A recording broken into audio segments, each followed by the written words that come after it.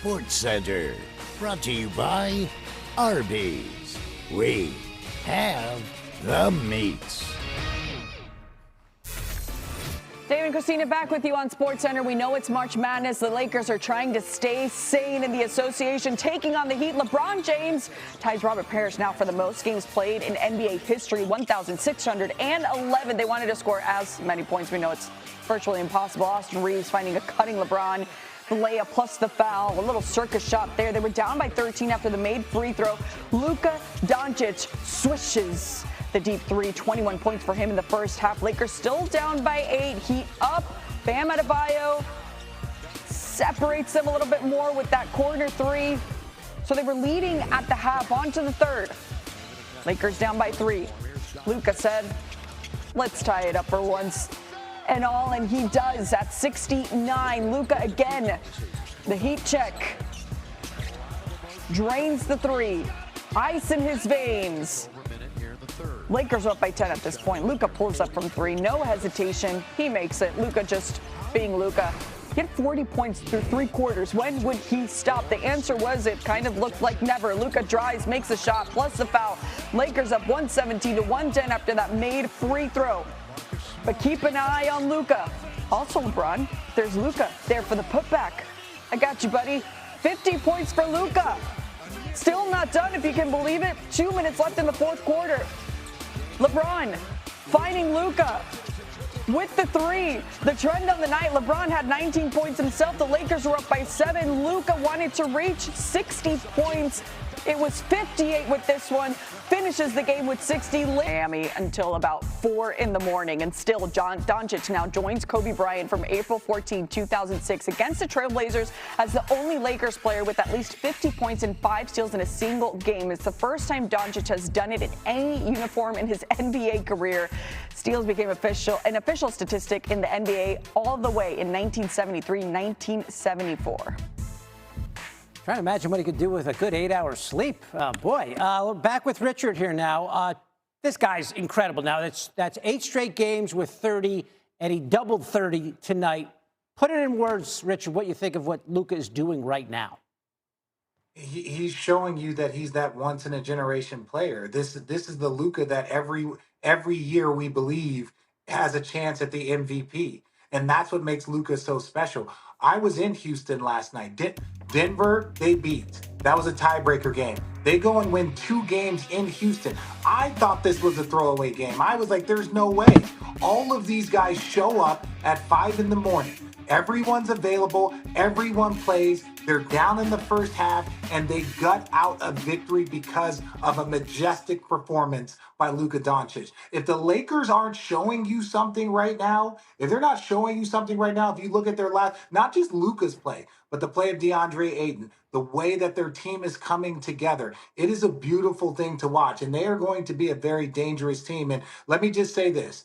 You have Jokic, Luka, Jaylen Brown, Shea, Cade Cunningham, and you got Wemby, and you only have 5 spots on that first team All-NBA. That's going to be tough. That is a competitive battle to get into those final 5. My math's not great, but he had 40 last night and 60 tonight. So I think that's 100 points, Richard. That's a pretty good 24 hours. I think that's 100 points. I went to Arizona, and I know that that's 100 points. Richard Jefferson giving us his analysis here on what Luka and the Lakers are doing at this point in March. All right, let's get to some other action. The Spurs, they had a chance to clinch a playoff berth tonight with a win over the Suns. Devin Booker not much interested in that storyline. Gets into some paint, fadeaway, so good. He's just a scorer. Here comes Book, getting downhill, and with the left and one. He had 22. Suns up 6. They were up 10 in the fourth. Victor Wembanyama going to make an appearance. Oh, come on. If you're going to make an appearance. Yes. I'll just take that and just place it in the cup. And then he's got inside game, he's got outside game. We know about that. Triple. Spurs cut it to 4. Then they get it down to 2. Booker to Jordan Goodwin. Who is that masked man? Suns back up 5. 32 seconds left. Spurs down 3. De'Aaron Fox. Swipe a little hezzy. Gets it to go. It's a 2-point game. Spurs down 1, 9 seconds. Wemby. Come on. Splash. How about it? 34 for Victor Wembanyama. To the victor. Go to victories. 101-100 Spurs. They clinch the playoff berth. Bang that drum. West BMW first half highlights. We start with Jalen Green. Strong start. The ex-Rocket. Plenty of experience against these Spurs. Yeah, he looked terrific early on in the game. I mean, he hadn't hardly missed a shot, and then he couldn't seem to buy a shot in the last few quarters. But, yeah, it was nice to see him come out, start that way. Like to see him finish that way strong. But Colin Gillespie was the man of the hour. I mean, he was knocking down, 5 threes early in this game. Tied his career high with 5 threes and a half. Going back to Jalen Green, by the way, 8 rebounds, hitting the boards early. He had 8, Goody had 8, and 8 for Ryan Dunn. Suns did an excellent job staying close and taking the lead, especially in the first half with their defensive rebounding. Absolutely. I mean, by committee. It wasn't the big guy getting them all. It was everybody going in there and fighting for it, and you love that effort. And that right there was a man dunk. Not man-man, but Rasheer, and it was just beautiful. And then sticks the 3. Oh, I'll tell you what, that future looks so good for that young man. Suns' future was all about right now, trying to get this win. And there's also riding it right up in the face of Wemby to launch he just the 3. catches it and just shoots right in the pocket. And he knocked that one away from Book, but... And Book did not have a good first half, just 3 of 9 from the field. Dylan Harper, another one of their youngsters in San Antonio. Talk about a good-looking future. And then Oso, jump hook over Cornette. Yeah, when Wemby was out of the game, they went right at Cornette and did a nice job of scoring over the top of him right here. Book going in and making a very difficult shot. They always make it difficult on Booking. He always finds a way to persevere and have a terrific game. Oh, man leaking out. Couple of hoops, 5 rebounds for man. The Suns were up by 7 at the half against the Spurs. Mentioned that Book just 3 of 9 from the field. Wemby had 16 in the half. GCU's second half highlights. And only Wemby can do something like this. I mean, watch this guy going to the hoop and cleaning up his own mess. Yeah, and falling backwards and yet coming forward and just throwing it down. It's just amazing. I want to just see him stand there because I think he can grab the rim standing. His length is crazy. And yeah, Book got heated up in the second half there, kept the Suns in it. They're always going to be aggressive, going at it, and what a finish. Taking him out right there. Crash landing. Ron's son. 14 in the third quarter for Booker. And at the end of 3, the Suns were up by 6. And De'Aaron Fox, as he always has done as a King and now as a Spur, taking over 13 points in the fourth quarter. Rasheer, corner pocket 3. The Suns still hanging on to that lead, up by 7 with 8 minutes to go. Colin, he had 3 of those bouncers. He sure did. What a soft touch by that young man right there. Oh, absolutely love it. What a punch. Love that on the roll. Man, big road trip for him and Rasheer. De'Aaron steps back for the 3.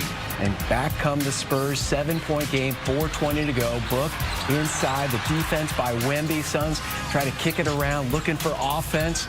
And it's De'Aaron Fox. Oh, the spinner and the fadeaway. The Spurs would outscore the Suns 28-21 in the fourth quarter. Nearing the 2-minute mark. That might have been the longest pump shot of his career for Oso. Longest shot of his career. Felt like a 3-pointer. And Goody, after missing one horribly, goes out there and just drills that huge 3. So the Suns were up by 5 with 1:13 to go, but here's De'Aaron Fox again. Always in the paint, too, Tom. Always in the paint, he gets these shots off. Absolutely. And it's the second of 2 free throws. Both of them look good on the release, did not fall. One-on-one, Oso right there up on top of Wemby, and he sticks it. And the celebration began for the Spurs and their fans. It's a special team, and we talked with Sean Elliott again about how far this team could go. They're 3 games behind Oklahoma City right now, but they're building so much confidence, especially with some of the young guys on that squad, and Wemby hitting the game winner. You just wonder where that's going to vault them. Well, even he was surprised at the success they've had this season, and nobody would have picked this. They thought that they would be good and Wemby would be good, but where they are right now with this young talent, I mean, their future is just so bright. What's the only old guy on the team is Fox, right? I mean, well, Harrison Barnes. Keldon Johnson, Harrison Barnes, I know. All right, let's hear from Suns head coach Jordan Ott after this tough loss to the Spurs. NBA we go. The top team in the East, the Pistons, got some bad news. Their star and leader, Cade Cunningham, suffered a collapsed lung in Tuesday's game. Will now miss extended time. Shams Charania reporting that the collapsed lung is considered mild, and Cunningham will be reevaluated in 2 weeks. Here's J.B. Bickerstaff on the news. It's our responsibility to keep pushing forward. And we know, he's there, rooting for us, pulling for us. Obviously, when he's around, he'll be cheering for us, help coaching, leading, all those things. So it's everybody's responsibility to keep moving forward. Head down, 10 toes forward, and go to work. And that's what this team has done all year. Not going to be able to replace what he does individually, but collectively, if everybody, just plays to the best of their abilities and plays to their strength and ticks it up a little bit more, collectively we can get the job done, and we've proven that all year. If you've got to play without your star, a game against the Wizards isn't the worst way to start. Let's pick it up first quarter. Pistons already up 11. Karis LeVert finding Jalen Duren. There he is. Easy inside. Wizards interior defense probably not too stern on this night. And then LeVert backs up into the corner, hits the three. Pistons up by 24. Duncan Robinson picking up the change. Throw it up for Duren. Easy. Pistons only led by 8, though, at the half. Third quarter. It's an 11-point game. Duncan Robinson, double nickel, filling it up from outside. Pistons starting to pull away. Duren was the guy. 24 points and 11 rebounds inside. Not much resistance there. And then in the fourth quarter, it's LeVert stepping out. The Pistons do go on to get the win in the first game of Cade Cunningham's absence, 117-95, their 50th win of the season. Perfect time to bring in Richard Jefferson. All right, Richard, Pistons, they handled business on the road without Cade Cunningham, but this was the Wizards. There will be far tougher tests ahead. So how do you think Cunningham's absence will impact this team down the stretch? Well, okay, now look, this is the Wizards, so we're going to be very respectful. But ultimately, they showed the formula. J.B. Bickerstaff said no player can do what Cade Cunningham does for their team. He's so important. But if you look at the formula, Asar Thompson had 3 assists. Tobias Harris had 5 assists. Duncan Robinson 2. Jenkins 5. Then you keep going on the bench. Karis LeVert with 6. Sasser with 5. So what I'm saying is that collectively they all have to play a system basketball and help each other. Be the best version of yourself is what J.B. Bickerstaff said. But when you have 5, 6, 7, 8 different guys getting 2 or more assists, that means that we're moving the ball. They had 32 assists in this game. Yes, it's the Wizards, but ultimately, when you look at them, that's the formula. It's got to be collective. Is it your night? Is it my night? It doesn't matter. We have to do it together. It's not going to be one central focus. All right, put it down as a win, even though it is the Wizards. The Pistons now, I think, 4 games up in the East. They got to lead on the Celtics, and they got to lead on the Knicks, Richard. But they still have to finish the deal. Do you think that they're going to be the top seed in the East without Cade Cunningham the rest of the regular season, if that is indeed the case? I do believe so. I do believe that they're if you play team basketball on the offensive end and allow your defense to be your anchor like it's been all season long for the Detroit Pistons, you're not going to come in there and bully them because they don't have Cade Cunningham. Cade Cunningham's one of the best players in the entire world. So ultimately now you just have to move the ball. And so what they have to do in the last 10, 12 games, that it's not a sustained stretch over the season. They just have to hold on and let Cade recover. We don't know how long he's going to be out. It could be 2 weeks. It could be 3 weeks. We don't know if it's going to be the full season. So ultimately, when I look at the Detroit Pistons, hang your hat on your defense like you have all year long, and then you have to share the ball and get assists like you did in this game versus the Wizards. It has certainly made the Eastern Conference, which is already getting a little bit more interesting, even more so now with Cade Cunningham.